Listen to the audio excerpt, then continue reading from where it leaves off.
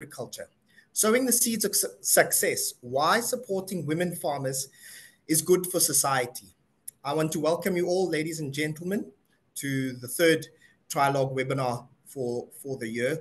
This is a first for us today. We've lengthened it. We've listened to your feedback over the last couple of months. And today's webinar will run for 1 hour, 30 minutes, lengthened from the hour-long presentation that we usually have and discussion that we usually have. So thank you very much for joining us today. This is really one that we're looking forward to on our end. It is a really important topic which we're taking forward with the thanks and support of Standard Bank, who are part of the conversation today. And thank you for their continued support of Trialogue. Standard Bank was an NPO sponsor, as they have been before, on our Trialogue Business in Society conference, which took place in June. I hope many of you attended that, either virtually or in person. And if you didn't, you can catch up on some of the detailed discussions that we had at that conference, some of the strong keynotes from the likes of Bonang Mohale and Dr. Imtiaz Suleiman as well. And you can get that all on the Trialogue Knowledge Hub, which I will speak to a bit later. So we host these online forums monthly on the last Thursday of the month. So mark it on your calendars. The next one will be on the 25th of July. But today we're exploring the topic of supporting women in agriculture, in the agriculture value chain, and why this is good for society. Now, there are many really good projects in this sector, growing support and awareness of the challenges women and small-scale farmers face. And I'm looking forward to today's discussion to explore some of the innovative ways Standard Bank, NPOs, and other organizations are implementing to drive effective social impact. So thanks again to Standard Bank for sponsoring this webinar and continuously supporting our thought leadership. We do appreciate your ongoing support there. Thanks to our panelists for sharing their insights and time with us this morning. And thanks to you, our audience, for joining us this morning. I'm Sheldon Marias. I'm Thought Leadership Manager here at Trialogue, and I'll be taking you through today's discussion, facilitating it, and also helping to pose your questions, which I'll get to in a technical point on how you can join the conversation with each other as audience members, but also with our panelists as well, posing the questions and comments that you think are pertinent to the conversation. So I really want to thank you for that. I also want to mention that we've extended the webinar to 90 minutes if you've just joined us and may have missed that at the beginning.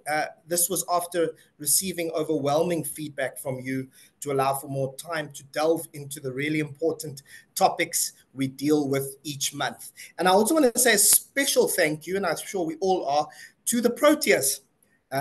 If you woke up this morning, for those of you who woke up early in the morning at 2:30, you would have seen the Proteas qualifying for their first final, I think since 1998. So I think that's a very cheerful way for us to start off and look forward to another World Cup loading for us today. But just a few technical points. Yes, I see the hand clap emojis are coming through already.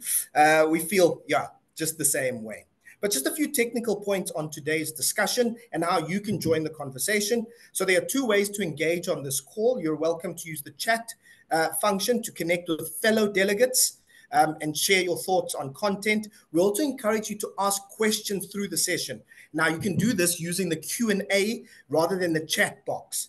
And this will I'll draw questions from here and pose it to our panelists. We will endeavor to get to as many as possible and get to those as many as possible, but we will do our best on that regard.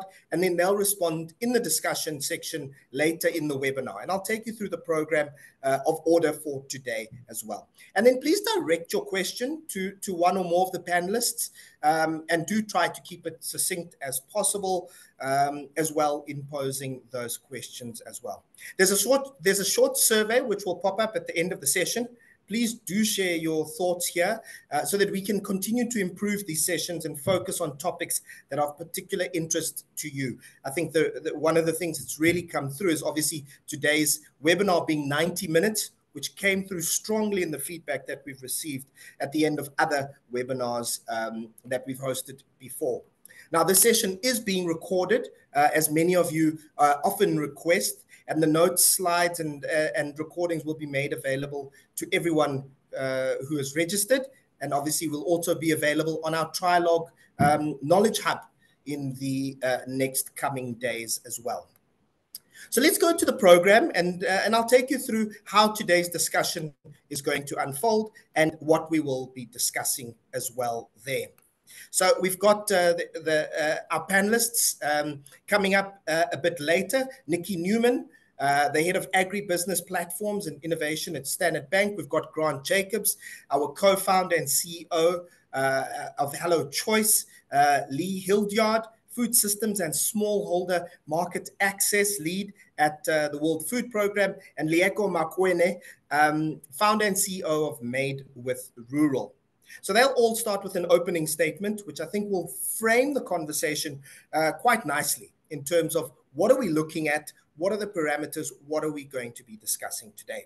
Then we'll have a moderated Q&A in which I will pose questions to the panelists as well as we seek to expand the conversation. And then we've got the closing comments, which the panelists will be made. But just before that, I will then also pose your questions and comments that you post in the Q&A box for our panelists there.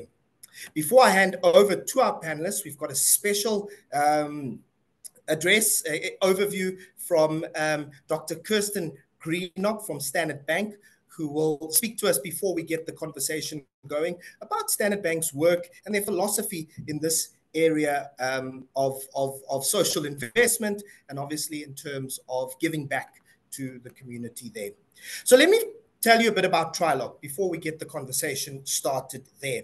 I'm pleased to see some familiar faces on the call, but there are also some new ones outside of the regular CSI and nonprofit network, which is good for us to grow the impact, grow understanding of the sector, as well in social investment as a whole. A special welcome if you're a first-timer. We'd like to take a moment to tell you about Trialogue. We'll soon also post a poll just to understand where we're all coming from. What are we, which sectors are we joining from? And we will post that, and you can vote in that, vote in that poll as well as the succeeding polls that we will post through the discussion as well. So there we've got poll 1. It's up if you would mind voting while I begin telling you about Trialogue for us to get a sense of where we're all coming from. Strong representation from the NPO sector, big business, small and medium businesses, that's great. Government representation, good to have there as well. Consultants, academics, and others. So keep voting, letting us know a bit about you for today's discussion. So let me tell you a bit about Trialogue. So we're one of only a few consultancies that focuses exclusively on responsible business. We do this through consulting services, as well as through our knowledge sharing platforms, such as the Knowledge Hub, our Business in Society conference, which I've mentioned, and also our Business in Society handbook, which Trialogue is really known for and is some of the leading research in this industry. All of which aim to make corporate investment, social investment in South Africa more effective. The two main types of consulting that we do are monitoring and evaluation and CSI strategy development. On our knowledge sharing platforms, we ran an annual conference, the Business in Society conference, which we held in May over 2 days last month. We hope you joined us for that. But if you missed it, you can find all of that content on our Knowledge Hub platform, breaking down the various themed keynotes that we had, the keynote addresses, the discussions that we had as well over those 2 days. Please take some time to read through those engaging discussions and the keynotes from this year's conference on the Trialogue Knowledge Hub, as I'd mentioned. We also published the annual Business in Society handbook, which Trialogue is really known for, and as I said, is some of the leading research, if not the leading research in South Africa regarding social investing. And we invite you to profile your development work in. So please reach out to us through our various different platforms, and we'd love to hear from you about what development work you're doing in that space. And we're currently in the survey part of our research. So if you'd love to take part in that, which we would really appreciate, please do reach out to us in that one, on that score there. And then returning to the Knowledge Hub, this is an online body of knowledge that unpacks specific topics in development and is aimed at strengthening the impact of investment in those areas. Through the Knowledge Hub, corporates showcase the important work and industry-leading social impact work that they do and support. The write-up and the recording of this webinar will be loaded to the Knowledge Hub as well, so you'll be able to relive the discussion. If you missed anything, or if you'd like to share it with anyone in your organization or networks, you'd be able to do that in the next coming days. We also have the Trialogue Academy. So the Trialogue Academy allows for hybrid learning, asynchronous online learning. We've got 3 courses currently loaded there and seeking to and aiming to build that out even more. We've got a course on NPO resilience, what is strategic CSI, and what is corporate social investment as well. So you can register for those and do the learning and deepen your understanding of CSI work, social impact work, in your own time. So you'll be able to find that if you go to our website and then follow the links from Thought Leadership, you'll be able to find our Trialogue Academy. And then obviously we've got the webinars such as this, which we hold monthly on the last Thursday of every month. So the next one is coming up on the 25th of July. And those are where we get to discuss the latest topics, the latest discussions, the latest learnings from the sector as well, working through our projects by our sponsors as well, and then broadening it out to the bigger general sector as a whole as well. So let me turn to today's topic as we have a look at what we're going to discuss and start framing that there.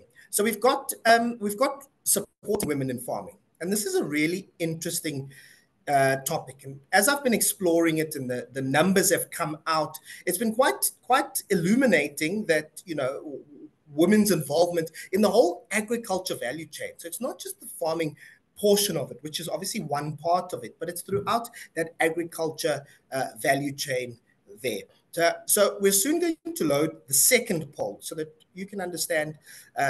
Now we're getting into the meat of today's topic as well. And thank you for sharing where you're from as well. It really does give us a good indication of who we're speaking to and who is sharing the time with us today. And I see already 37 messages in the comments block. So that's really great. Thank you. Thank you for engaging. Good morning, everyone. If you've joined us late, we're just at the beginning, so you haven't missed much.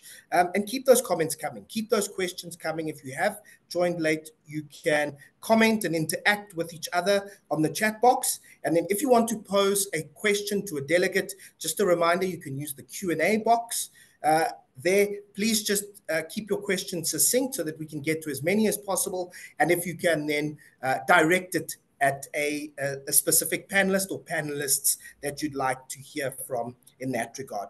So thank you very much for joining us today and giving us your time. Supporting women in farming. I mean, this is a really interesting topic, and we're looking at a very specific part of that value chain today. So now we're going to put up the second poll, which speaks to today's topic. Do you currently support agriculture projects? I'll leave that up for a while I go through here, and you'll be able to vote on that. So agriculture plays a crucial role in our country's economy. We know that in terms of employment, but also in terms of food security as well.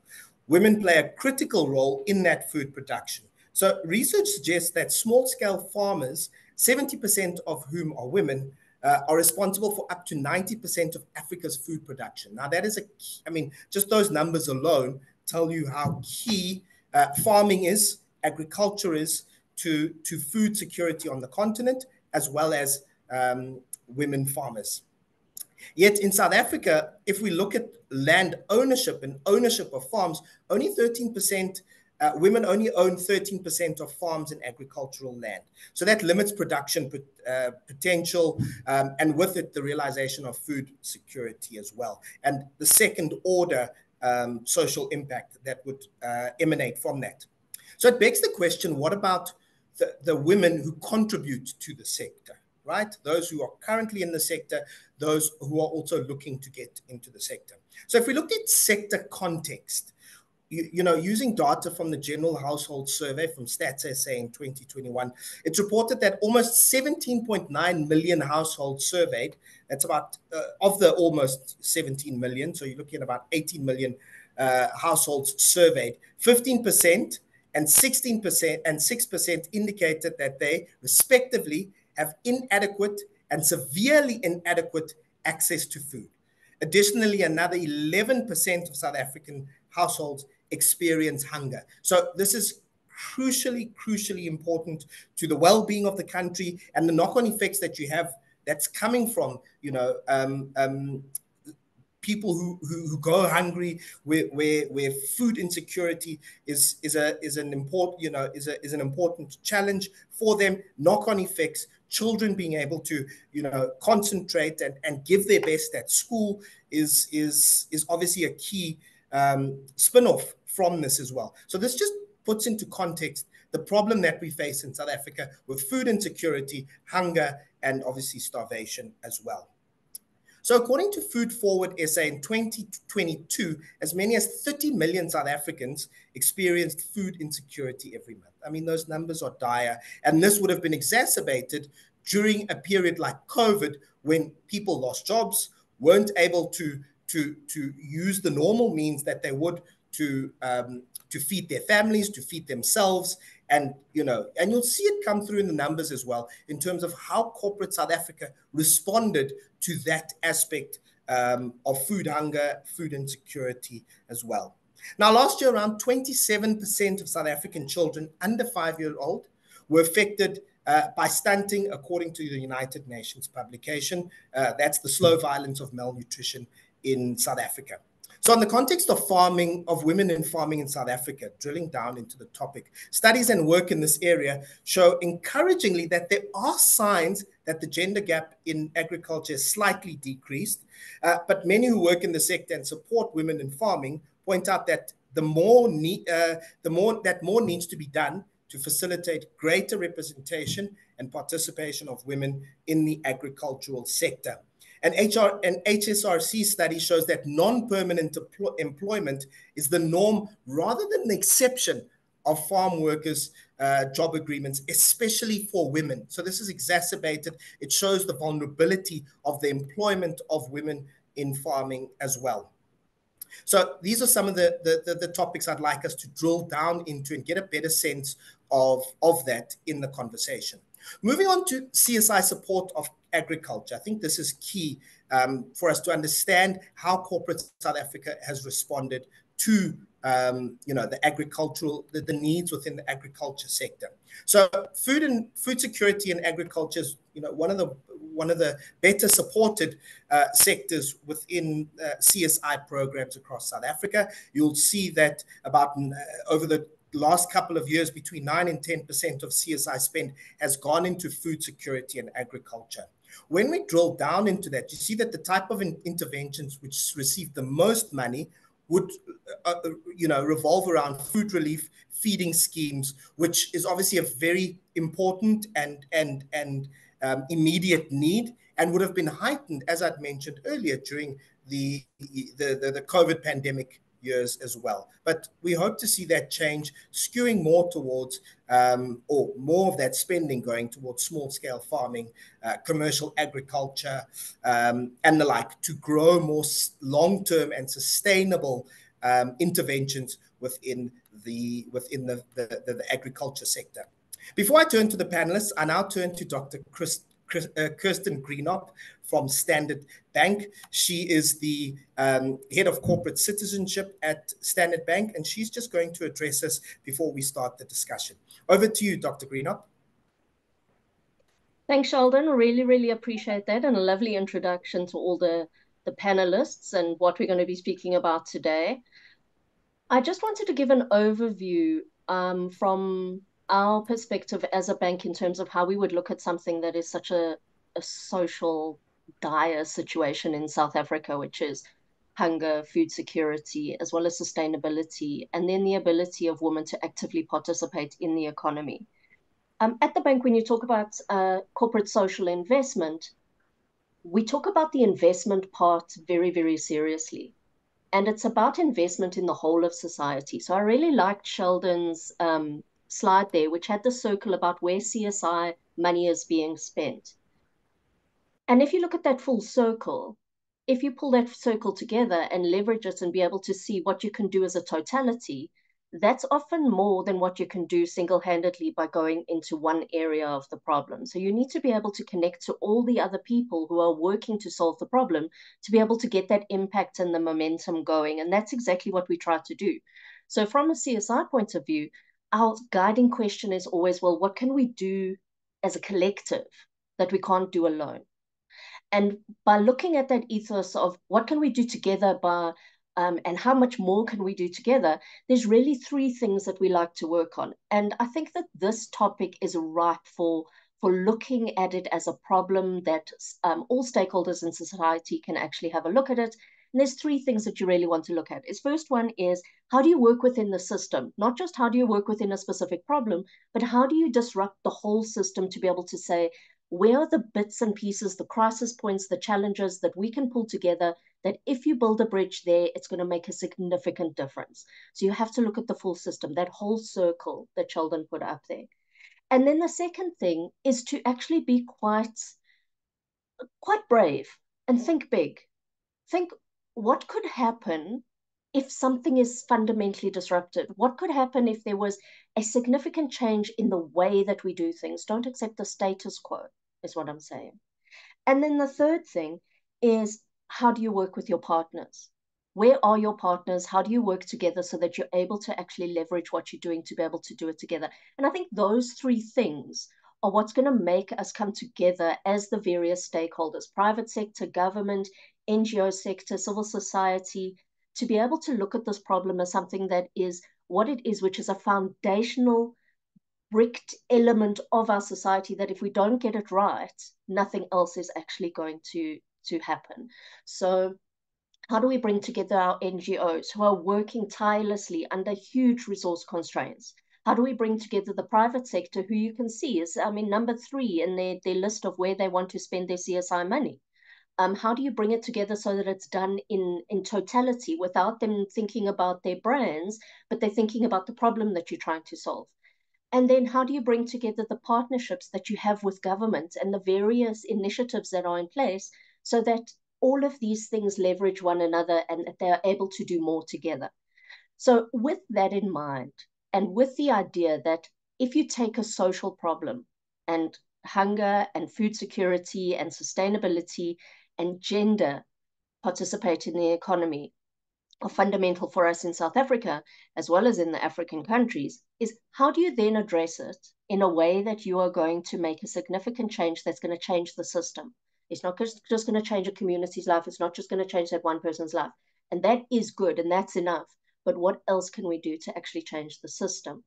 So with that in mind, we went through a process of looking at huge numbers of innovations. This is highly research-based, lots of investigations, lots of interviews done, looking at the system to say, where's it breaking down and how can we make a difference in this? And how can other players make a difference if we all come together and we do it together? And it's not just one entity doing it. And with that in mind, the panelists are so absolutely critical for this discussion today. And I think their experiences are going to be wonderful for us to speak to. Nikki Newman-Forder, in terms of the platform that Standard Bank has created with Hello Choice to be able to be almost a dating app between people who have surplus food and NGOs who need that food, as well as a mechanism to connect farmers, small-scale farmers, women in farming, to a market, to a platform, to a community, so that they're not so alone. How does that make a difference? The kinds of work that is happening in the World Food Programme with Lee. How do we change the system? A World Food Programme has got absolutely amazing experience in terms of how the impacts of what the work that you do on a food program impacts the other social areas and the development of those social areas. And then I think absolutely critical, Leoka, in terms of her experiences, the Made in Rural experiences in terms of the agriculture sector and where she's been working and how it has had, where she started and why it was ignited as a particular area. So I'd like to thank Sheldon, Trialogue, the team for pulling this webinar together. I think it is absolutely essential. I think if this starts a conversation of how more people can get involved and more people can add to the system change, that is where I think our impact is going to be. And as I started, I'll end by saying that really what we should be thinking is how much more we can do together than what we could do apart. Thank you, Sheldon. Over to the panelists. Thank you, Dr. Greenop. Thank you for that, placing it in context and the great work that Standard Bank is doing there. I'll now introduce the panelists, and for our panelists, if you can, when I come to you, switch on your camera and your mic so that you appear on the main screen when you do address us. If we can keep the comments as allocated to 5 minutes so that we can get into the real nub of the conversation on that aspect there. So let me start off by welcoming Nikki Newman, Standard Bank Head of Agribusiness Platforms and Innovation. Now, Nikki, corporates have the reach and scale to drive innovation across industries. How are you seeing this play out when it comes to agriculture, and specifically with supporting women in agriculture? Morning, everyone. Great to be here and to share our thoughts. Kirsten did set the scene, I think, for this topic, but looking at this from a corporate perspective, when you take a step back and you look at what is happening in the world of agriculture in terms of innovation, and then you look at yourself or ourselves as a corporate, the role we play in that. I think firstly, it's looking at what are the fundamentals that we're solving as an industry and looking to solve as an industry for not only primary farmers, but also businesses along the value chain of agriculture. So it's already been said, corporates have reach and scale, which is what puts essentially a large organization like Standard Bank or any of the other big organizations operating in agriculture in a very, very powerful position to actually solve some of the systemic challenges we see in the agri-value chain and particularly affecting women in agriculture. So reach and scale is the starting point. But what we are seeing are things like access to large corporates driving increased access to services, being it information services, financial services, and a large element or a large portion of or solution that's underpinning that is access to information and digital technologies. So, I mean, when you look at the spectrum of innovation and the topic of innovation in agri, you can look at on-farm precision agriculture, which is helping farmers be more effective and efficient. And you'll find large corporates supporting and having a clear focus on how they can support increased precision farming and essentially more effective farming at a production level. The likes of John Deere, and they have unbelievable investment in technology in terms of on-farm and precision farming. As I mentioned, digital and mobile applications. The world is really what we have at our fingertips is we really have options in terms of supporting. So it's access to market pricing, with information, training and extension services. So one of the major blockers for farming in general, never mind for women farmers and women-owned businesses in agriculture, is access to information and services. I mentioned the possibility of digitizing a large portion of how we deliver financial services, how financial services are tailored for that sector. But importantly, the first step in a successful farmer is access to information and a successful growing cycle.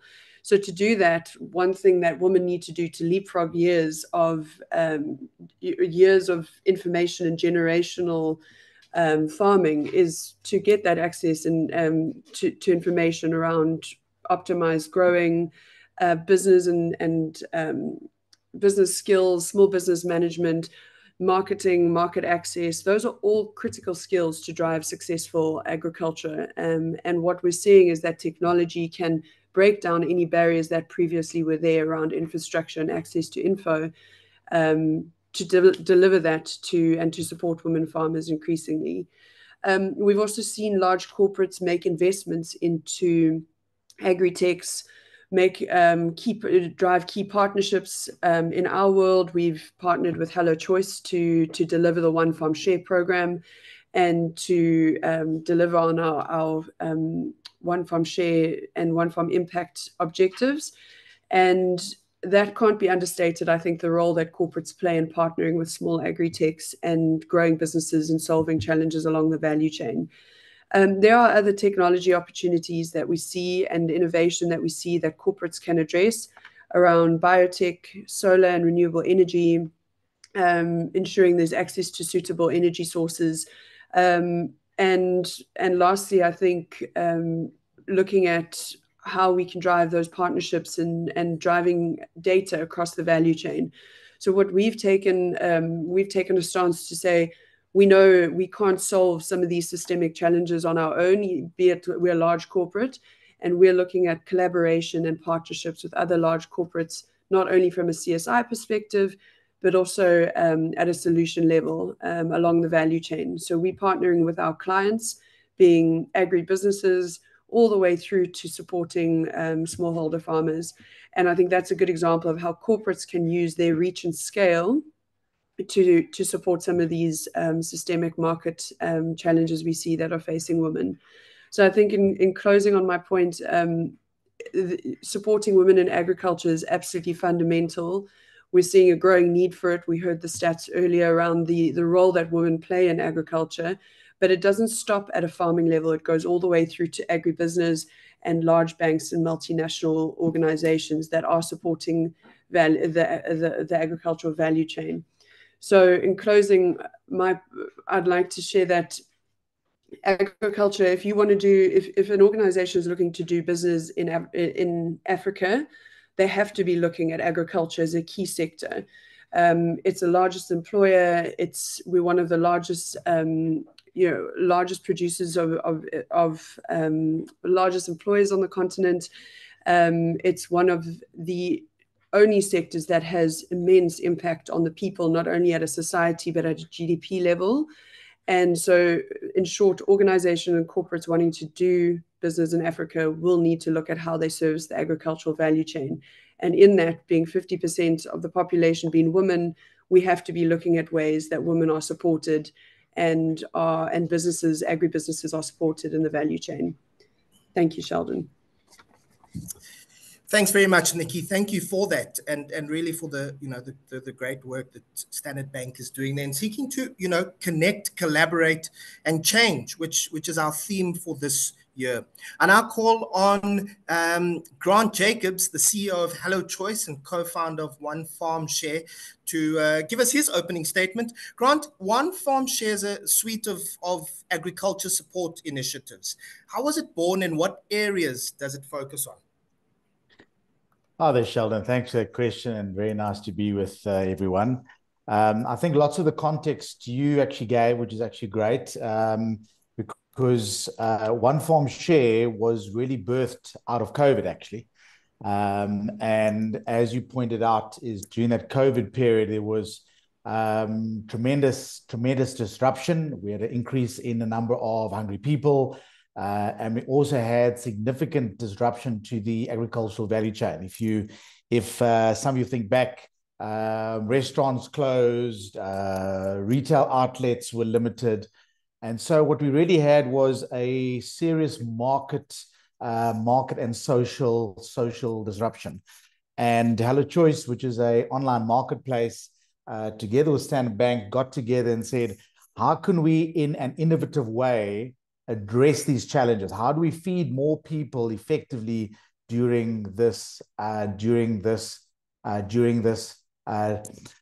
difficult time? But I think some of the things we did differently, which we'll actually talk about, is we actually really looked at how we could leverage procurement spend, how we could leverage technology, how we could leverage data, how we could leverage partnerships to really spread and actually amplify the social investment, which was actually going to overcome the scourges of COVID.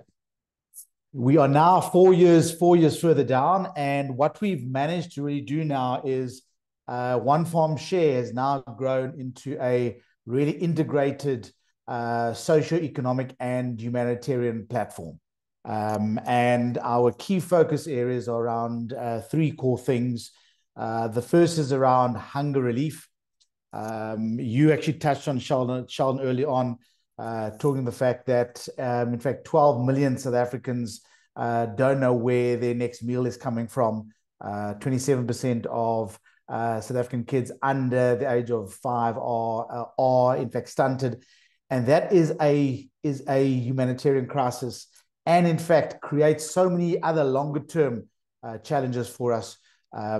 And in fact, that is one of the first challenges we are solving through One Farm Share. The second one is the reduction of food waste, because it doesn't make sense that you've got millions of hungry people, but when you look at the agricultural supply chain, there's tremendous amounts of food. Estimates are that there's actually an excess of 10 million tons of food, which is actually wasted or in fact discarded. And in fact, when we look at it, a lot of that food is just because of minor blemishes. So in fact, one of the key areas we focus on within One Farm Share is in fact rescuing food from farms, food processors, and from the national fresh produce markets. But I think the most critical thing for our discussion here today is that our focus on promoting market access and commercialization of smallholder farmers, and a hyper focus on female farmers. So in fact, what we do practically as in fact One Farm Share is we actually we provide a software platform plus a management service which in fact collects excess food from commercial farmers. We in fact procure food from emerging farmers, which I'll talk about, and then we actually direct that into 2,700 charities nationally through our food distribution partnerships with Food for SA, SA Harvest, and Gift of the Givers. And it's actually good to know that you actually had Dr. Suleiman on your sort of session last month. Just to touch on some of the numbers, and it isn't purely about numbers, but in fact over the last 4 years, we've been able to either rescue, procure, or distribute 24,000 tons of food, which in fact created 90 million meals, which in fact was then distributed to about 1.2 million people, nationally. But I think much more importantly is that we were able to in fact inject 23 million rand into women-owned farming businesses nationally, more than 170 of them spanning KZN, Eastern Cape, Northwest, Limpopo. But the thing is also through that process providing really a friendly off-taker. And in fact, what that's able to do is it is then able to help those smallholder farmers on their path to commercialization, so that in fact over time they can actually improve quality, packaging, pricing, so that ultimately they actually become much more sustainable businesses in the longer term. So I think that, Sheldon, should kind of maybe sort of summarize what One Farm Share is, what we actually do. But I think the kind of sort of critical point to actually take home is that really through actually leveraging a number of key partnerships leveraging technology, leveraging procurement spend, and actually using that to drive the development and commercialization of smallholder farmers, predominantly women-owned farms. Thanks, Sheldon, and I'm actually very keen to see the kind of questions and comments that come out during the rest of the session. Thank you. Thank you, Grant. Yes, and just a reminder, I mean, Grant, great that we facilitating those questions, that discussion. Just a reminder, you can pop those questions into the Q&A box. You'll see it at the bottom of your screen, just to the right of center. Share your questions there. Please note who you're directing it at, which panelist as well, and we will get those answers. So get your questions in as you're hearing the opening statement and as we go through the Q&A session next. I'd now like to call on Lee Hildyard from the WFP. Lee, the WFP plays a leading role in ensuring food security, fighting hunger, but the focus is bigger than that, seeking to build peace, stability, prosperity. What are the focus areas in South Africa and Southern Africa more broadly? Yeah, thanks so much, Sheldon, and really happy to join this morning.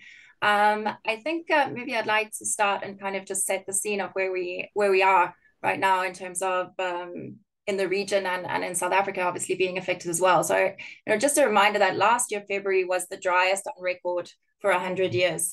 And that means that, the crops that farmers planted didn't have enough water. Coupled with that, we had a high above temperature increase of 5 degrees Celsius during that period.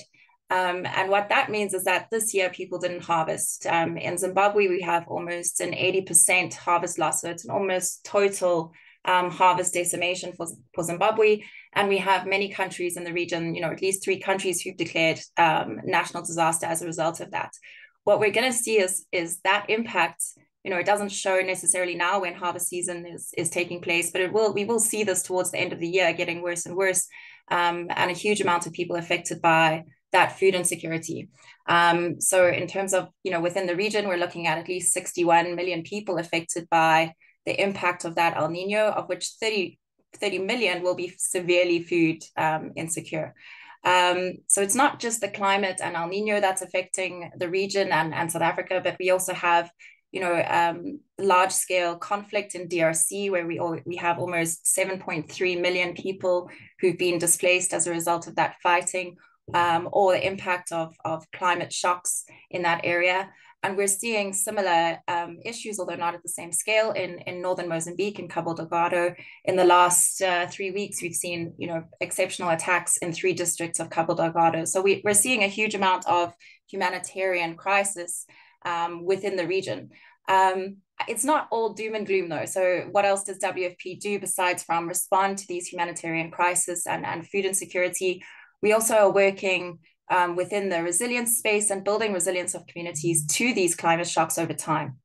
So I'd like to, going back to what Dr. Greenhoff had mentioned earlier, for WFP, it's really about having a look now at what are the interactions within the system and how do we look at food systems transformation.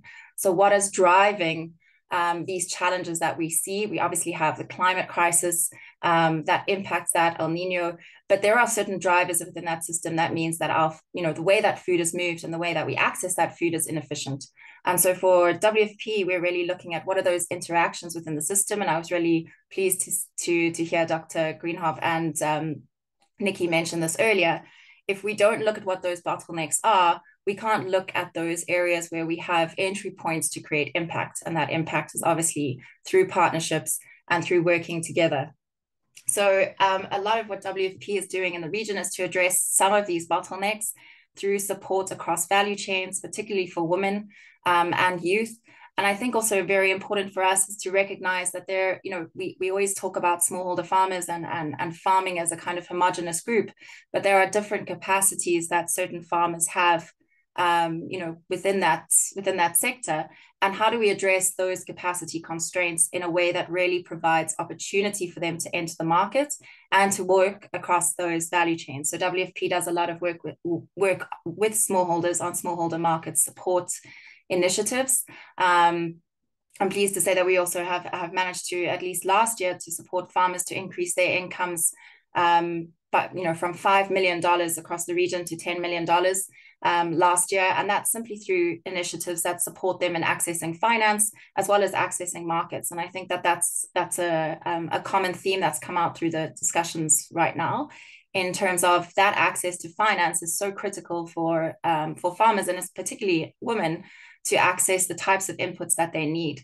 And what we see is, it's not that women are less efficient farmers, it's just that they have less efficient access to the inputs and the financing that they need in order to move that forward. And they are really critical for us to address food security. But at the same time, as I said, it's really having a look at how those system interactions are affecting women and men differently, and how we can address those. So women have less access to finance in many countries in the region. In fact, women cannot even open bank accounts without their husbands co-signing or at least approving that.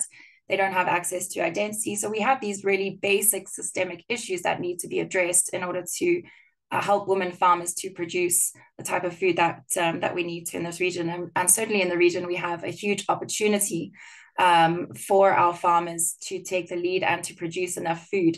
It's not that we don't have enough space. It's not that we don't have enough food. It's that we have really inefficient value chains and supply chain systems that impact that. As Grant has mentioned, we have huge amounts of food losses, which is I think really criminal when we're looking at food insecurity, that we have, in South Africa alone, almost 9 million tons of food being wasted every year.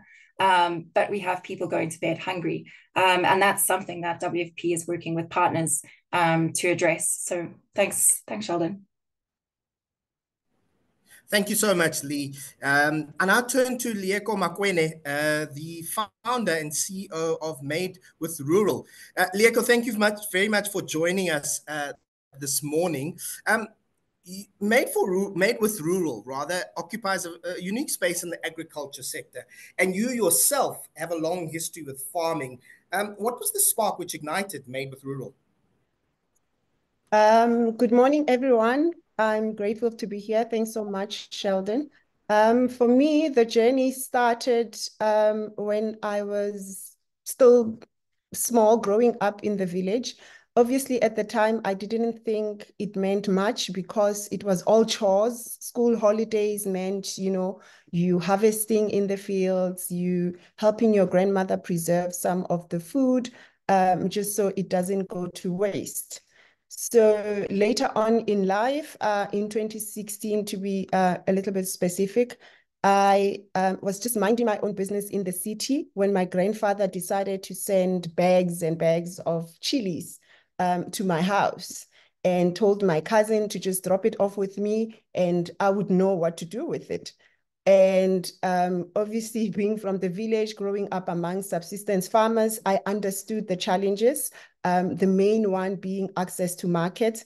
And, after days of that crop lying around in my garage, I have to come up with another plan, because he was phoning me almost every day to tell me that there was more where that came from, and it wasn't a freebie. Farmers were actually expecting to be paid for it.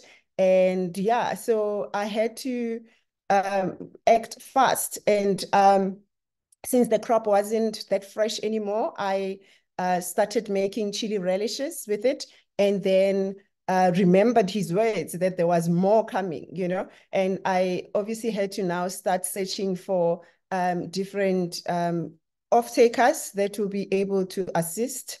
And yeah, then I came up with this platform. I call it an aggregator platform that acts as a conduit between the smallholder farmers and the different stakeholders in the agri industry.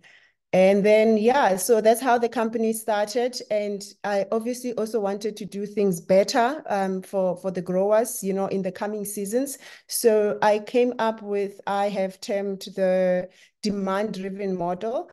instead of them doing it the same old way, you know, put seed in the ground, water it, wait for harvest period, and then cross their fingers and hope someone is going to come and buy it. I decided that, you know, we do it the other way around, where we first go out into the market and see what offtake agreements we can get, and then the offtake agreements will then inform how the rest of the planting season or the planting journey of those farmers will unfold. Lieko, thank you so much. And I really loved reading your story, and I'm glad you touched on it a bit there, showing the real life journey and how at one stage, you know, what farming meant to you growing up. And what it means to you now. So that's great. I'd like to now turn to the real meat of the discussion as we get into it.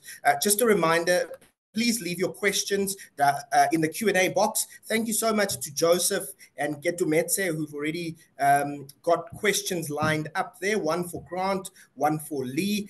I'll certainly pose those to the panelists later on in the conversation. But let's get into the meat of it. Lee, I want to start with you. You touched on it a bit there when you spoke about the conditions that women face, you know, not being able to open up a bank account without, you know, their husband or partner. I spoke about the employment vulnerability. What are the conditions like for women farmers in South Africa? And what are some of the factors that underpin these conditions? Yeah, thanks so much, Sheldon. So, you know, our experience in South Africa we don't have operations in this country, but we have worked in South Africa, and we have, you know, many partners here. But I would say that, you know, across the region, while there are differences, women face similar challenges. I think what we see is that, you know, there's a huge burden of unpaid care work for women, and that doesn't stop when you're a female farmer. So women are having to manage, you know, 2 jobs, 3 jobs. And they don't have the same type of voice that they might have, you know, that men might have in those same situations. So I think one of the key issues that we see is really, how do you balance this unpaid care work, as well as, you know, all of the gender specific jobs that women are given, collecting water, you know, looking after family members, etc. So how do you balance that with the demands of farming, and how they get into that? So that's one of the issues that, for me, I think is, you know, particularly important, because we really see that as a limitation to their ability to actually engage in formal markets. The second one, I think, is really the access to finance. And what we see is that really creates, you know, not just for female farmers, but for male farmers as well, but for women farmers in particular, it's very hard for them to access financing. And they are very, I would say, entrepreneurial in this way, in that we see that, you know, a lot of these village and savings loans that are started by women farmers in very small numbers, but, you know, they really have a kind of drive to save. And I don't want to say that men don't save, they definitely do, but I think that we see that women are much more responsible in terms of how they're saving and what they're saving for, and how they drive those you know, those savings and the profits that they make from their farming back into their businesses and back into their families. So they really are critical for food security. The third one, I think, is this access to information, and I think Nikki mentioned it earlier. But what we really saw in the work that we've done in South Africa is, you know, digital and financial literacy was seriously lacking when we're talking about smallholder farmers. And as I said, you know, they're not all the same. So there are some farmers who are much more advanced. But this financial and digital literacy is a huge issue, and one which we've addressed through our programs with partners, you know, such as UN Women and others. But I think that, you know, lack of information, you know, in terms of where the markets are, what the prices are, those are serious limitations to their ability to enter the market. So if I don't know where that market is, I'm producing without that market. And I think that, you know, that's as Liko mentioned it earlier, that this demand-driven production is what's lacking. And that's because we don't have, you know, they don't have an access to that type of information in terms of which value chains they can enter and where those opportunities might be. So I would leave it, you know, there's many more, I think, but for me, those are the 3 ones that are areas that partners, you know, through partnership we can really address, and through, you know, with governments as well, that we need to look at some of the legislation that impacts that access. And I think that, you know, that also comes back down to the basics and this, you know, the interactions within the system, as I said earlier, where we do have, you know, education being one of those key drivers that impacts how women are able to interact in the market. Thanks, Sheldon. Lee, just to stay with you on that point, you spoke about government and some of your work is around policy and the like. Are we seeing advances in the, at least in the policy creation and in the implementation of it as well? The argument is always we've got good policies, but they're not always implemented. Yeah, no, absolutely. So I think we are seeing a change in the policy environment within the region and within the country in terms of how government is looking at agriculture, and particularly I think the gendered aspects of that. So I do see that governments are starting more and more to recognize that there is a gendered aspect to agriculture and how what they need to address. But as you said, Sheldon, the main thing is the implementation, the challenge in implementation. When we bring that down to the ground, what does that mean? Do we have trained extension officers who are able to provide that type of service? And I think it's one thing to create a policy, but if we're not creating the financial systems that allow for that policy implementation, we're going to see these challenges play out. So certainly I think that we are seeing some changes for the better. I think that governments in the region are definitely focused now on food systems and food system inefficiencies and how they need to address that. But we'd certainly like to see that there's more focus shown towards addressing some of these drivers of food insecurity, as opposed to, let's say, opposed to just putting a band-aid on the problem. So we really need to look at these systemic inefficiencies over time. And I think that's what we're seeing governments starting to have that conversation now and how they're addressing it.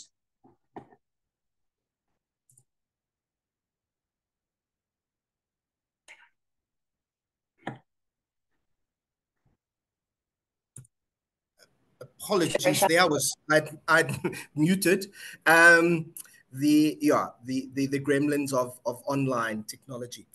Lieko, I want to come to you. So expanding on what we've heard from Lee in terms of the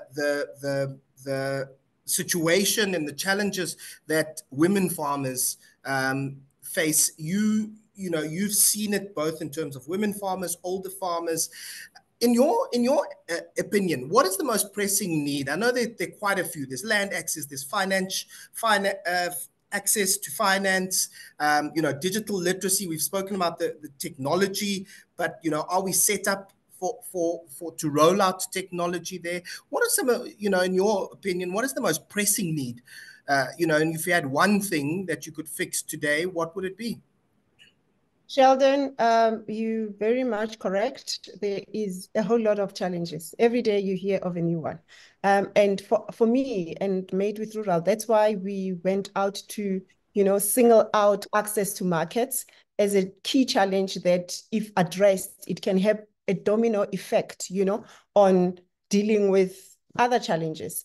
I mean, for example, if you have an offtake agreement that tells you that this is the quantity that I need, this is the variety that I need you to supply in this spec, it will then go out to inform you in how to prepare your land, the budget that you're going to need for that particular variety, the fertilizer that comes with that, all of those kind of things. So for me, I think the pressing or the key challenge that, all of us can just put our hands on deck with will be access to markets. I mean, if we go into, in rural areas, if you bring out, technology, it then wants you to have funding for the data, that goes with that. Because, I mean, if you expect farmers to be going on an app or a digital platform that, they can place their orders, they can list their products. They might have challenges there because they don't have the data, to do it. So we have to look at the access to market challenge as a challenge that, if addressed, if tackled, it can then be able to have a ripple effect, in dealing with all other challenges. And can we not sleep on the aggregator? The aggregator is very, very important. It's very, very key, because you find that many government programs, or even, some of the private sector programs, do not really want to fund the aggregator. They want to go directly to farmers. Whereas if you fund an aggregator or a hub, in a particular village or area, the hub can then serve as a platform that, allows farmers to come into and use those offices and be able to also use the internet to be able to access all the other resources or technology things that you're going to be bringing into that area. So for me, I'd say access to market, because then in that way it will be able to, to have that ripple effect that is much needed for farmers to be able to address all their other challenges. So if you take an aggregator like Metuthra, for instance, that as a CSI initiative, you're going to assist them with a refrigerated truck. That truck will then be able to, to pull products from different farmers and be able to take it to the markets that way it's needed. And in that way, they can also be able to meet the order quantities, because they are buying as a group and they are also selling as a group. So it doesn't really, leave us with problems that we have been faced with in the past, where you drive around villages, you see projects that have collapsed because, the farmer was just supported or given once-off support without, anybody on the ground that can be there on a daily basis to be able to assist them. So hubs and aggregators are very important and very key in making sure that, we remain sustainable, and the funding that comes through also can take farmers a long way. Lieko, staying with you now, when we think of the face of farming, if you were to think of farming as a person, it's often white, male. But if we link back to the statistics around how many small-scale farmers, how many farmers are women, and they're linked to total food production on the continent, how do we change or not rather change, but build on who farmers are, what the face of farming is, and to give the public a better understanding of where their food comes from, who's involved in the agriculture cycle, and small scale farmers. By supporting women farmers, women agri-entrepreneurs across the value chain, Sheldon, it will make a huge difference. I mean, if you really think about it, currently, big business and particularly in the agri space sees women farmers as general workers. We're seen as, you belong in the fields. What are you doing in the boardroom? And it's all deep voices and male, and you really have to kick and scream for your voice to be heard. And whereas you can resonate, or you can relate with a lot of problems that are faced by farm workers. Majority of them are female in any case, and you realize that the conditions that some of them are working under are not even built for our gender. I've got examples where in most of the farms, commercial and otherwise, you find that some women don't come to work when it's that time of the month because there are no she-beans where they have to go, or in the ablution facilities that that they use. And I guess for male bosses, that's really something that doesn't come easy for them. Or in some cases, you find women working with babies on their backs, and it's just like it's a tireless job. And then on top of that, you have to be doing it with the load on top of you, So for me, I would say, you support women. They can resonate a lot with a whole lot of other challenges that female workers get to face on a daily basis. And out of those female workers, we're able to even see, who can be brought to the next level or empowered, to move into the pack house or to start their own business, supplying into your pack house even. We have a lot of work to do in the industry. We look at, the women that work for us in the pack house. They go back home to shacks, to mud houses. And yet we asking them to throw away some of this food because it's not going to fit into a particular packaging, so there's a lot of work to be done, and I trust women, to be able to pinpoint some of these problems that might just come as, an inefficient way of doing business to some of our male counterparts. But for women, we understand that, a blemish on a tomato is just that. It's still food. It's still fit for human consumption. You cut it out, you make gravy out of it. Not everything has to be business. It's food that we're talking about. So who else to be able to, shake things up a little bit in that space than women? Thanks so much, Leah. Before I move on to Grant, I just want to alert you that the next poll is up. If you you can have a chance to vote. It's which key aspect of farming needs the most urgent attention to support women farmers? And you've got a number of options. Is it financing? Is it technical farming support? Is it business management support, mentoring? Share your results, or your thoughts on that one there. And at the same time, just a reminder, I see some questions are going into the chat box. If you can pose those in the Q&A box, it's just to the right of center if you're facing your screen next to the share screen button. So thank you to all of you, Dr. Magwenzi, Yusuf Nabi, thank you for your questions there. Anyone else in the chat box, you can just put those in the Q&A box and I will then pose it to the panelists there. Grant, moving over to you, it's often, as we move away from subsistence farming to more commercial ways of farming, we've spoken about land access, we've spoken about finance access, the use of technology, but what's being done in the way of business management? Running a business at the best of times is difficult, and it often eludes people who are CAs and MBAs. Now, if you're someone starting out and you're in the rural areas, you maybe haven't had the, high levels of education, financial literacy may be low. What's being done to address business management to ensure, farmers, small-scale farmers are building solid businesses, resilient businesses, and profitable businesses for themselves? Thanks, Sheldon.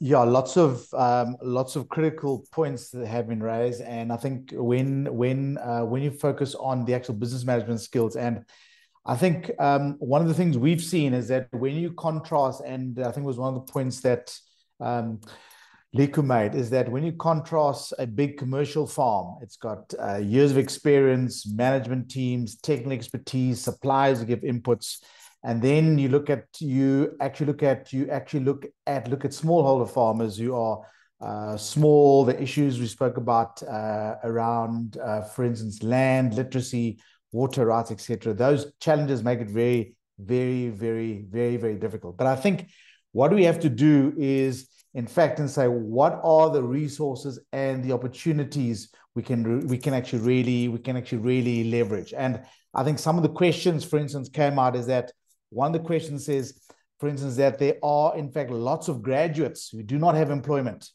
who have some of those skills, but in fact are finding it difficult to actually deploy those skills.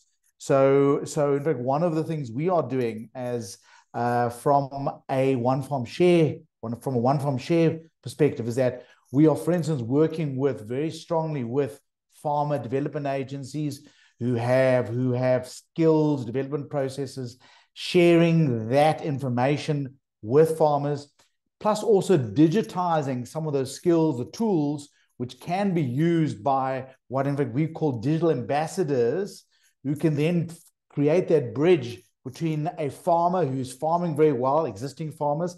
And I think one of the points I must make is that the kind of view that people sometimes have is we need to create new farmers. In fact, we already have 250,000 odd smallholder farmers where agriculture is their primary source of income. They've been farming for years. They've got expertise, knowledge, but what they're lacking sometimes is just the critical skills or market access, price information, a whole range of elements just to unlock the actual value.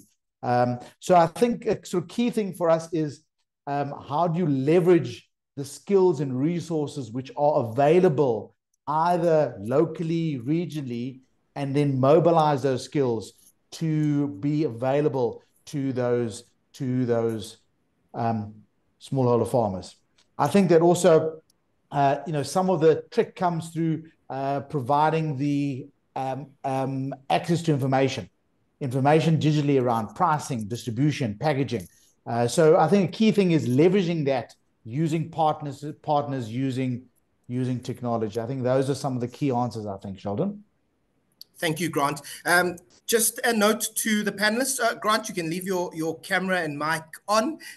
If we can all switch our cameras and mics on as we move to the Q&A session.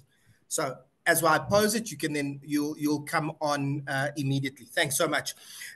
Thank you, Craig Murrell. Let's start with Craig's question. And Nikki, it goes out to you. Question for the Standard Bank team.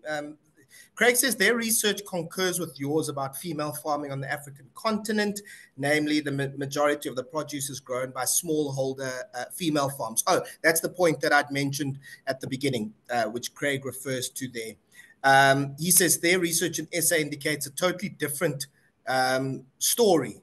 So now focusing on SA, we see 10% commercial farmers, black and white, producing 80% of the food. That means 90% of smallhold farmers, most of them men, produce the remaining 20% of the food. So Craig positing that we see a different picture in South Africa. His question to you, Nick, is how does your focus on women in farming address the food value chain concentration towards commercial farmers, as well as the disenfranchisement of women in our SA food system, which we've obviously heard about through this discussion thus far?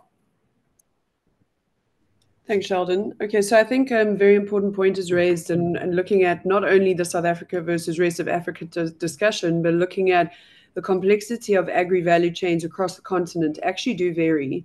And this balance of, women farmers versus commercial farmers does vary across the continent. So we do use blanket statements and statistics that we roll up, but he is right. If you look at a South African context, we would need to solve these systemic challenges differently. We've got different infrastructure, we have different access to information, education, etc. And geographically, we're set up quite differently here in SA.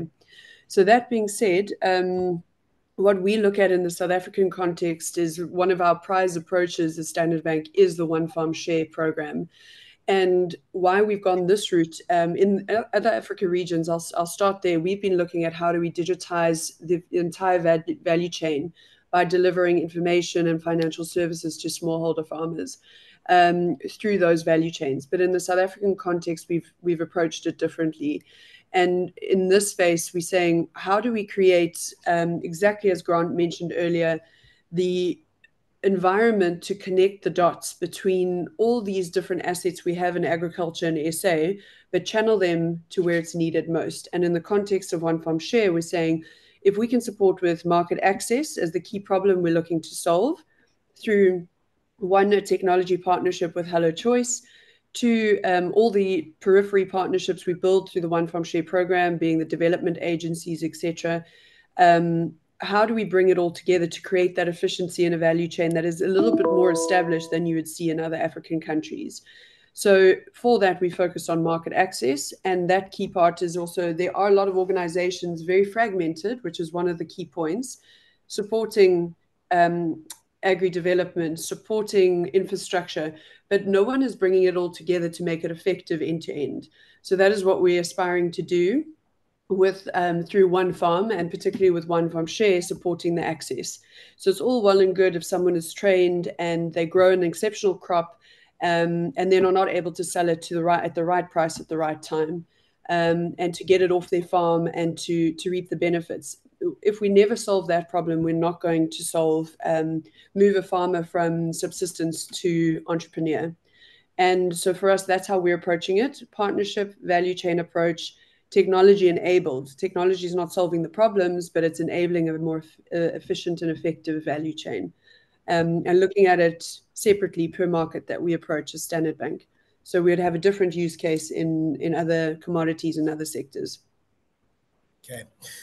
Thank you so much, Nikki. Grant, the next one goes to you. It's from Nancy Moyo saying, great presentation, asking, how have you found that the women within the one farm share value chain are able to transition outside your platform to having better access to commercial markets for their products? I suppose that's, a question of scaling, which we, referenced earlier. Do you see that? Yes, definitely we do. And that's actually a very good question. So as One Farm Share, we specifically serve as what we call a friendly off-taker. Because I think what you've got is this massive divide between a sort of small farmer producing for some sort of local customers, then wanting to break into a commercial market. And what happens in the commercial market, the bar is suddenly so much higher. Packaging needs to be consistent, pricing, sizing, a whole range of issues, sort of minimum orders that need to be delivered, etc. And kind of what happens, we find there's just this massive chasm that just never gets crossed. So what happens from one from share perspective is that we serve as a friendly off-taker. So what happens is we actually help them aggregate. We actually help them with pricing, packaging, all those issues. But we're much more understanding because that food is going into a charity that's going to put it into a soup or a meal or something of that sort. The fact that it might have the sizing might not be right or the packaging might not be right isn't such a major issue. But we advise them on how they can improve so they can then get into these commercial markets. At the same time, we operate within the commercial space. So we deal with retailers, wholesalers, food processors. So we're able to share that information, make those linkages so that they can then start to then supply those kind of commercial takers. So 100%, our focus is around commercialization, helping them bridge that gap into the commercial space. Thanks for that, Grant. Lieko, coming to you now. Yusuf Nabi asks a question. He says, great point about the importance of aggregators in the value chain. Are there any interventions at other parts of the value chain? And this is a key point. It's about women in the agricultural value chain. Grant mentioned we may not need many more new farmers, but there may be other parts of that value chain where we need expertise. So Yusuf asking, are there other parts of the value chain to create specialist expertise within, women and women-owned so that we can end up with, a more women-owned ecosystem? So Yusuf Nabi, they're thinking a lot bigger to the ecosystem. Most definitely, Sheldon. I mean, you take me, for instance. I started off as a farmer myself, and then obviously came across so many challenges, and I realized that you work in remote places, right? In the rural areas where you have to also take information to the farmers, and you also have to act as an agronomist of some sort, or to be able to bring them information and take that information that they have back to the city or back to the commercial buyers, And so, yeah, along the value chains, there's lots of different other areas where women can participate in. There is the knowledge hub, or the agronomy side, the the agro-processing side. Us being on a platform like One Farm Share has trained us a lot. I didn't even expect to get the training that I got from such a platform. I thought, easy peasy, they don't mind too much about the blemishes and all those kind of things, but it has trained us to be very efficient, because you're working with fresh produce, you have to also deliver it in massive tonnages, and you have to be very efficient in how you pack and how you transport the goods, because it sort of trains you to be able to also deal with the commercial sector. You have to palletize in a specific way. you know, just so when you get there, the product can be lifted off your truck easily or efficiently. So there's lots of areas, you know, where you can play. For as an aggregator, we know that not all of the produce, I mean, we need the alternative market. So yes, as much as we work with retail stores, we also work with alternative markets like One Farm Share, where, you know, products that don't meet the spec of the retail off-taker can then be taken onto that platform. We also work with hawkers, you know, where we know that we can send some of our produce to the street vendors in bulk, because I mean they trade in bulk. And yeah, so the opportunities are many, man. There's opportunities in training. You know, you can offer training services to lots of other farmers. There's opportunities in compliance work. Because you're working in the food industry, you need to be, food safety is one of the key areas, you know, where you have to tick a couple of boxes there. So yeah, the industry is massive. It's waiting for female entrepreneurs to transform it. And I believe that, you know, the work has just only begun. There is so much more that can still be done. Thanks so much, Lieko. Just before we are quickly coming to the end of our time, so we really want to thank you for your involvement today, and I want to allow the panelists an opportunity for a 1-minute closing statement. But before I get there, Dr. Greenop has graciously stayed with us, and she's still on the call. Dr. Greenop, it would be remiss of me not to ask the finance and access to finance question. You know, how do we solve for that question in such a way that the financials and the numbers make sense, right? And make financial sense to institutions, whether it be, you know, funding institutions, whether it be banks, and then, you know, and at the same time giving access and giving as many small farmers access to the funding that they would need for their cash flow, for their investments in their business. Yeah, Sheldon, thanks. I think you've hit on the million-dollar question.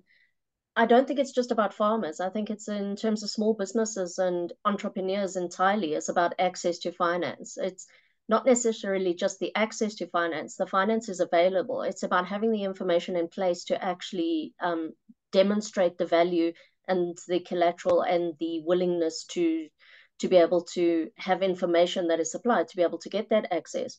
Now, I think that that's part of a bigger finance question, bigger part of the, and actually in terms of NGOs and financing, there's a topic for a future webinar that you could run as well.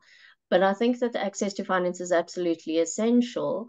I think that what we need to look at is what are the programs in place that already exist within financial institutions that are facilitating this access to finance, to support businesses to grow, to get things such as their documentation in place so that they have greater access to finance, that they're able to get these documents, the bureaucratic list of things in place, to have a business model, business plan, financial statements in place so that they can grow. And that's where platforms such as Hello Choice, which is like holistic support, but with the additional support of how you run your business, are able to provide that, because then you're getting into a system.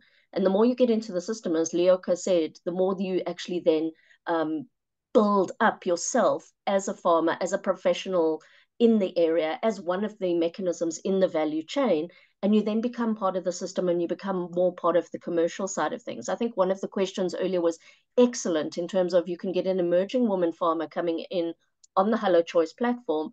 What we would really like to see is that emerging farmer becoming a commercial farmer, becoming an aggregator, becoming a bigger farmer, becoming part of that broader ecosystem.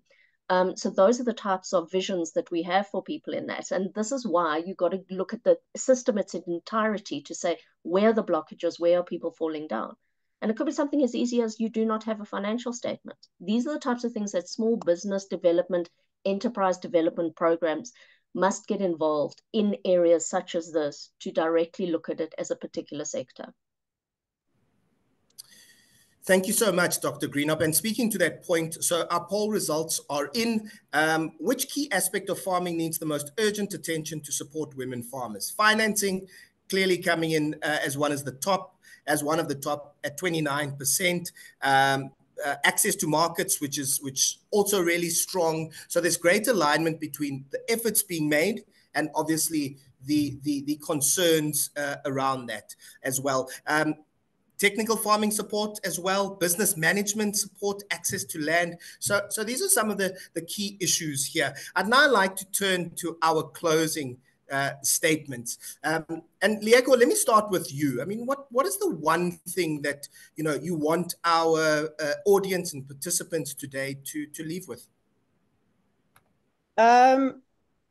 To the farmers, I would say, or aggregators, we all know cash flow is king, right? What the One Farm Share platform has done for my company is to be able to make sure that, the turnaround time for our payments is less than a day, sometimes like, let's say 24 hours, right?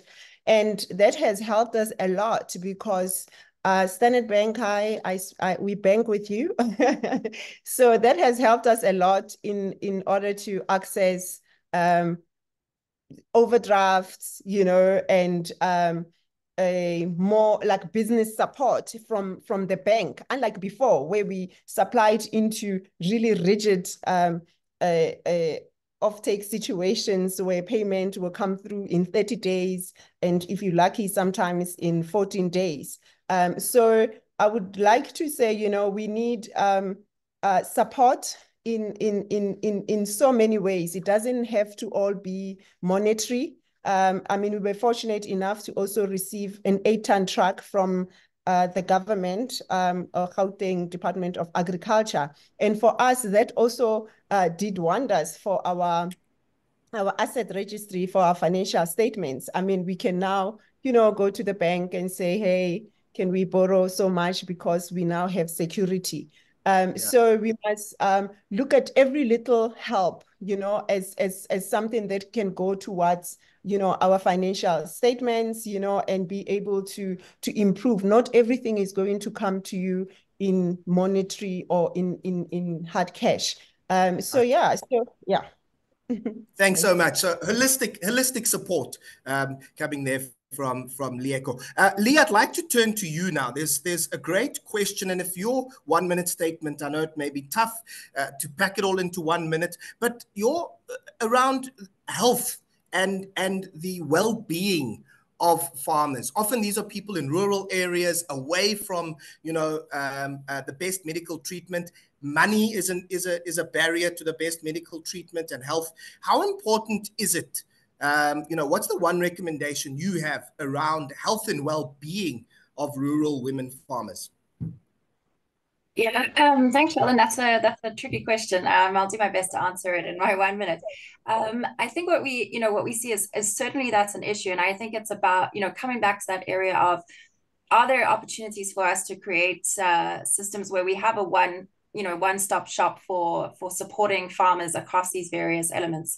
So WFP has a rural transformation approach where we have these hubs that provide energy, water, health services, all in one place, and they're supporting farmers. And I think that that's one of the types of options that we might see in terms of how we're providing information on women's healthcare and women's health needs in these situations. But also being really reflective of the fact that, when we see high levels of food insecurity, we also see very high levels of gender-based violence happening in those same communities.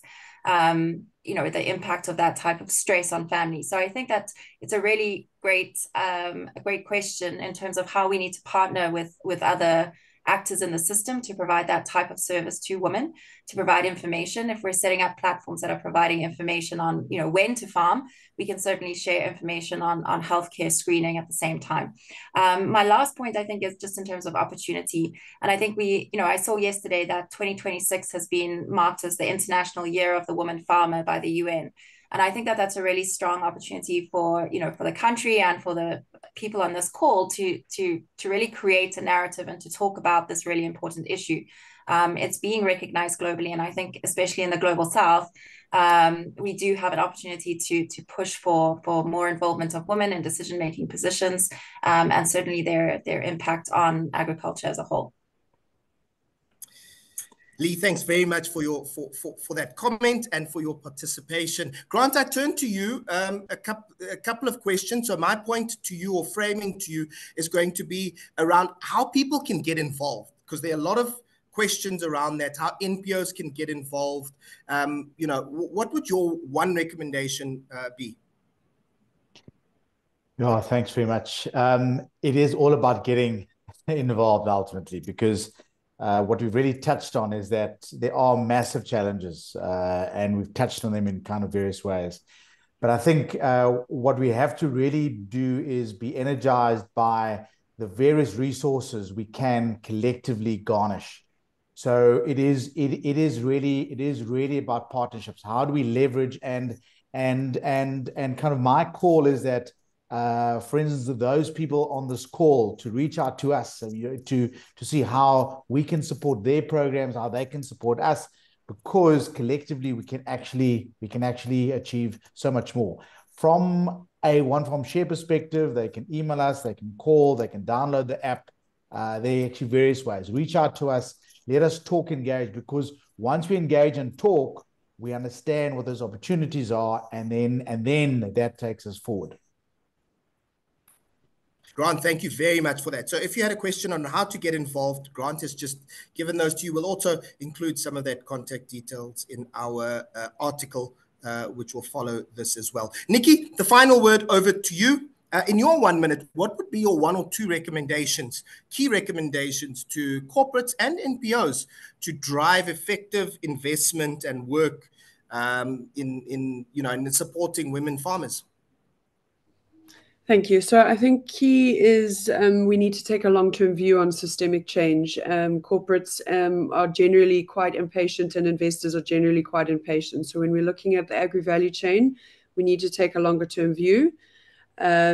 We need to shift our mindsets from looking at development and donor mindsets to commercialization mindsets, as in we need to be supporting, it was discussed quite a bit today, we need to be supporting small entrepreneurs, not necessarily just small women farmers. We want to be supporting small women entrepreneurs.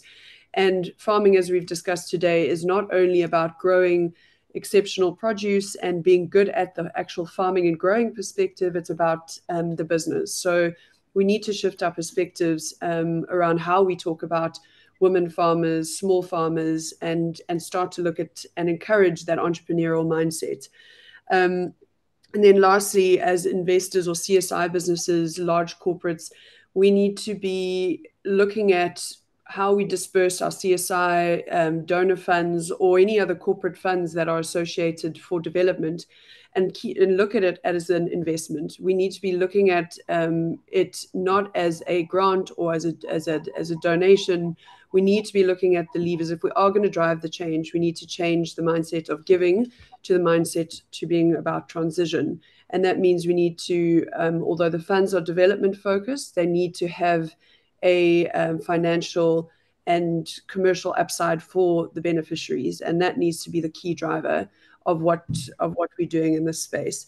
And lastly, farming and agriculture is one of the toughest industries to succeed in. The challenges come from all angles. The value chain is difficult, and it's a commoditized industry. And so I think the tenacious mindset that most farmers and agribusinesses possess is something we all need to take forward to see through the cycles, and that's how you gain success in agriculture. Nikki, thank you very much. And on that note, we bring to a close this webinar. Thank you so much to Standard Bank, to our panelists as well for availing their time, to you, our audience, for staying with us. touch over 11 o'clock. We hope you found it valuable. This will be made available. Just a reminder, the full recording will be made available to you, as well as an article summarizing today's discussions. And it certainly isn't the last time that we're going to talk about this topic, I imagine. So thank you very much for your time. There is a survey we'd like you to complete, because your feedback is important to us. Remember, you can find all the information you need on Trialogue's Knowledge Hub. We look forward to your participation in the handbook surveys, which we currently have going, and then to have you use this year's handbook, which will come out in December, for you to use it in your CSI work, in your social impact work as well. Thank you for being with us. We will inform you and watch out for communication on our next webinar, which will be on the 25th of July. That's the last Thursday of the month. Look out for the topic, speakers, and we thank you for joining us today. Thanks very much, everyone. Thanks, Sheldon.